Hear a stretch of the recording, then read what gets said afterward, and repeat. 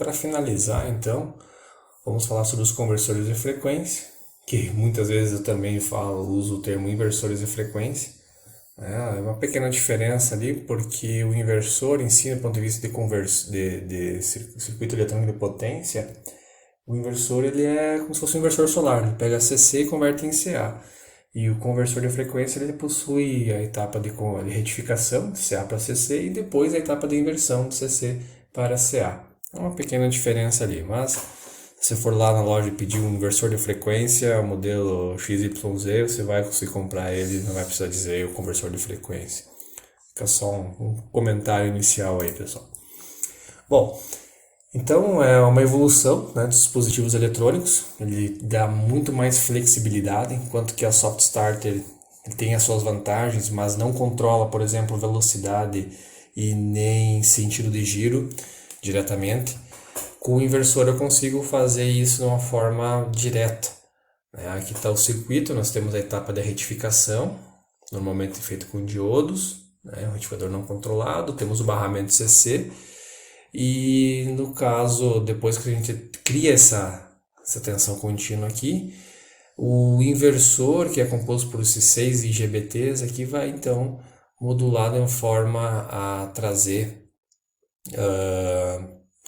para o motor uma forma de onda trifásica, né, com um formato não senoidal, porque eu tenho aqui chaveamento. Então aqui a gente pode visualizar como é que fica com relação à tensão. Tensão sem filtro ela vai ter esse módulo discreto, né? Mas a corrente, como o motor acaba se comportando como um grande filtro indutivo, é um filtro passa abaixo, então a corrente assume uma característica mais senoidal, mas a tensão, para alcançar essa característica senoidal, precisaria ter um filtro específico para ela, que normalmente não ocorre.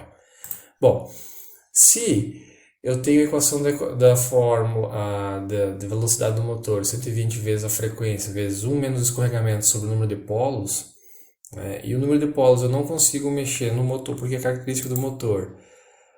O escorregamento é também uma característica, sobra para nós mexer na frequência da rede elétrica, né? Então, na verdade, a gente faz isso de forma indireta, então mexendo apenas na frequência que é entregue para o motor.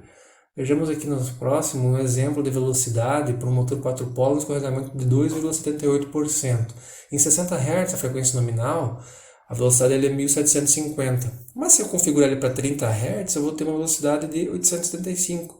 Assim ocorre também se eu aumentar essa frequência para 90 Hz, a velocidade no eixo vai ser de 2625 RPMs. Então aí está uma grande facilidade. Claro que não é só maravilhas em aumentar ou diminuir essa frequência, né? Eu tenho que tomar cuidado com algumas características, tá? Bom, eu tenho que tomar cuidado também que a maioria das aplicações com velocidade variável, a máxima velocidade de operação está perto da rotação nominal, né? Então, normalmente eu não vou estar variando muito em função dos 60 Hz. Isso se o meu conjunto mecânico estiver bem dimensionado, né? Então, o que acaba sendo o ideal.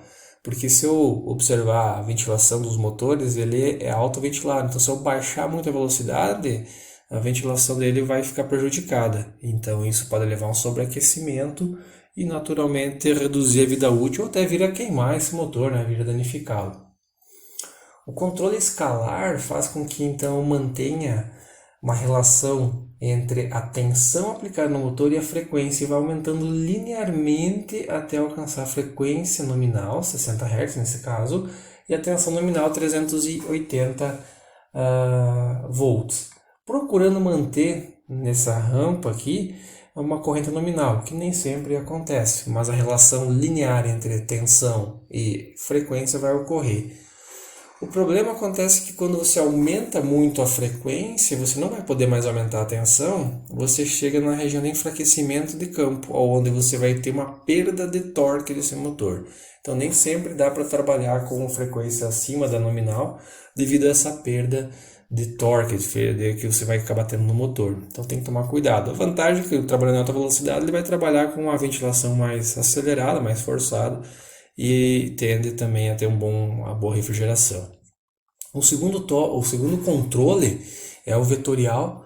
onde é utilizado em aplicações de alta performance, né, para melhor controle de velocidade e posição também, né, o que acaba sendo feito muito bem com os motores de corrente contínua, mas que devido à manutenção dessas máquinas com o uso do controle vetorial no inversor, com o inversor não é capaz disso, conectado a um motor de indução trifásico, esse motor de indução trifásico ele tem a manutenção muito barata.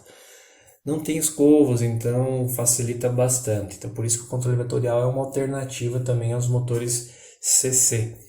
Então nesse caso a gente vai ter uma elevada precisão de regulação de velocidade, alta performance dinâmica, controle do torque, muitas vezes é necessário manter o torque constante, e também vai ter uma operação suave em baixa velocidade, né, e sem oscilações de torque. Algumas possibilidades de configuração do inversor permite você definir qual que vai ser o tempo de aceleração e com algum tipo de curva. Ele pode ser linear, um aumento linear em função do tempo, até alcançar a velocidade nominal, ou então essas curvas em S, onde eu tenho um aumento mais lento no início, depois uma acelerada maior. Quando está chegando perto da velocidade, eu começo a diminuir a velocidade com que ele está chegando na rotação nominal. E na desaceleração também. Então, vai trazer todos os benefícios que tinha com a Soft Starter, mas com maior grau de liberdade, inclusive fazendo a reversão de forma direta, sem necessidade de contatores externos. Então, esses são os principais pontos aí do conversor de frequência ou inversor de frequência também. E aqui eu trago para vocês algumas referências utilizadas, né? Instalações elétricas industriais de Jomamed, catálogos da WEG e outros materiais disponíveis também pela Siemens que foram trazidos aí nesse vídeo. O meu muito obrigado por assistir essa aula e até a próxima.